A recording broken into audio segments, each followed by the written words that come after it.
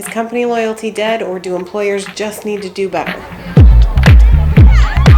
The truth is, the answer is yes to both. There's a false assumption that the younger generations coming into the workforce are lazy and not loyal and they don't want to actually put in work. When the reality is, they're the first generation that grew up with hustle culture, meaning you have a lot of different things going on and you understand that you need to have multiple income streams. So they work their asses off. They just have the benefit of understanding technology and they're so efficient with it that they don't have to have the struggles that the older generations did. The traditional way of growing in your career just doesn't work for this generation, and it doesn't work in the way that the world works now. Traditionally, you would stay at a company for years, decades. You might stay at the same place for 25 years and retire. With that came full benefits and a pension. You might have gotten a car. Your company was investing and giving you something so that you didn't have to work for forever. And it was shocking if someone worked well into their 60s and 70s. Now, unless you're a government employee, it's tough to find a company with a pension. It's tough to find a company with good benefits. So it's not that the young generations don't want to be loyal and don't want to stay put because there's so much stress with changing jobs. It really is that the employer needs to offer a few things. So here's what I recommend. People coming into the workforce now are expected to be a jack of all trades. In the HR world, we call them HR generalists, where you're expected to know a lot about a lot, which is fine in theory,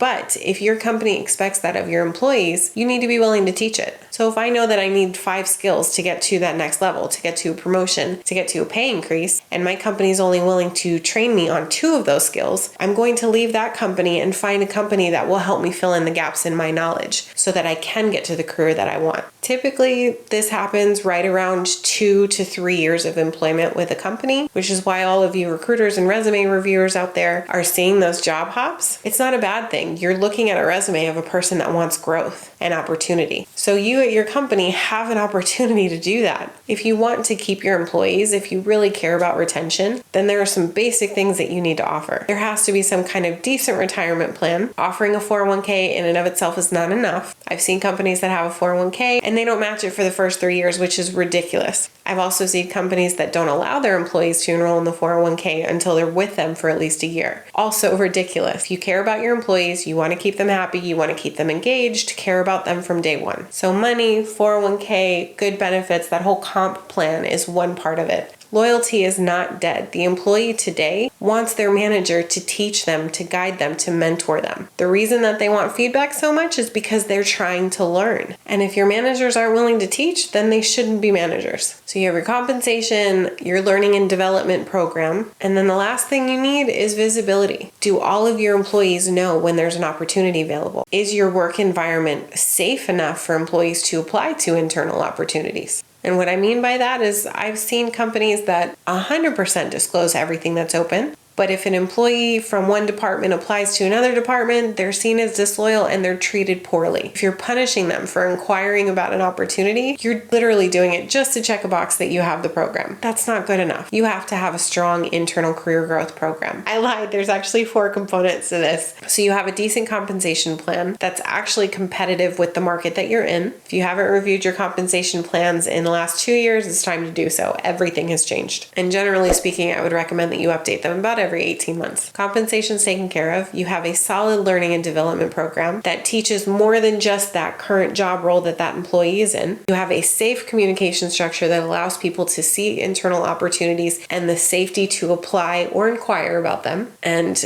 now, for real, the last one, you do not punish your overachievers. What I mean by that is we typically see overachievers being overworked. So they do well at one thing, so we tack on another. And then they do well at that, so we tack on another. No job duties are coming off of them. We're just adding. And maybe this person hasn't asked for promotions. Maybe this person hasn't asked for development, but you're literally draining the life out of them instead of going to them and saying, hey, let's get you ready for the next thing because you're killing it at this. That means your managers and your leaders need to be willing to say, this person is underutilized in this role. Yes, I am so happy with the work that they're doing. Yes, it would hurt to lose them, but the right thing to do is to get them ready for what's next and then allow them to teach the person that comes after them. You're essentially instilling management and leadership qualities in that overachiever. And of course, make sure that you're asking people throughout the lifetime of their career with you what it is that their goals are. Make sure you're giving that feedback. And all of these things are true for everyone in the workforce. This is not a Gen Z thing. This is not not a millennial thing. Everyone benefits from these programs and processes. So the big lesson is that companies have to earn the loyalty. Invest in your employees. Create safe environments for your employees. Create opportunity for your employees, and they'll stay. And they'll stay for their entire career. But you have to earn it. A little bit of HR Psych news. I have been live streaming on Twitch. My Twitch is primarily co-working with some calming music and a task list that just helps you get through your workday. A lot of us work from home, and these kinds of things are just a little bit of extra motivation. So I've been editing my YouTube videos live. I play a couple of games here and there, but I'm just really enjoying it. So if you want to check that out, my Twitch and all of my socials are all at HR Psych. And if you haven't checked it out recently, if you go to my website, you can see upcoming events. I'm speaking at a conference in October in California. There will be more information on that in the next couple of months. Last month we got to our 200th video. This month we hit 200,000 views. We're over 500 subscribers now. My business is wildly different than I thought it was going to be, but I'm really enjoying it, and I am 100% taking my own advice and just being open to whatever the world brings. Thank you so much for watching this video, and I will see you again next week.